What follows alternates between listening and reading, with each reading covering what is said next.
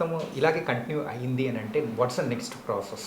Actually if ఈ stable అంటే మన డయాలసిస్తో స్టేబుల్ అయ్యాడు అనుకుంటే ట్రాన్స్ప్లాంట్ సెంటర్ తీసుకెళ్ళడము, డోనార్ దొరికితే ఆయన స్టేబుల్గా ఉంటే డొనేట్ చేసే వాళ్ళు దొరికితే ట్రాన్స్ప్లాంట్ సర్జన్ ఒపీనియన్స్ తీసుకుని ట్రాన్స్ప్లాంట్ చేయించుకుంటే he will be very much normal.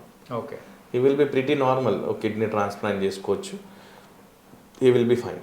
And ఏంటంటే క్రిటికల్ కేర్ అనేది కూడా కొంచెం చూస్తూ ఉన్నాము. అండ్ దాంతోపాటు అక్కడ కిడ్నీ ఫెయిల్యూర్తో పాటు లివర్ ఇన్ఫెక్షన్ కానీ లివర్ ఇష్యూస్ అనేది కూడా లేదు, బ్లడ్ ఇన్ఫెక్షన్ ఉంది.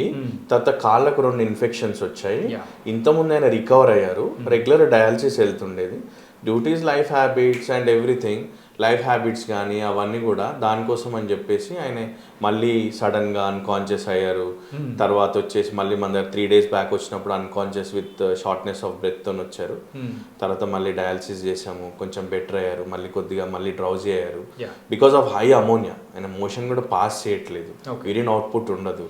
సో దానివల్ల ఏమవుతుందని అంటే పేషెంట్ అమోనియా లెవెల్స్ పెరిగి అమెనిక్ ఎన్కెఫిలోపతి అని అంటారు, ఆ పొజిషన్లో ఉన్నారు. మనం రెగ్యులర్ డయాలసిస్ చేస్తున్నాము. రెగ్యులర్ డయాలసిస్ ఈరోజు కూడా చేస్తున్నాము, రేపు కూడా చేస్తాము.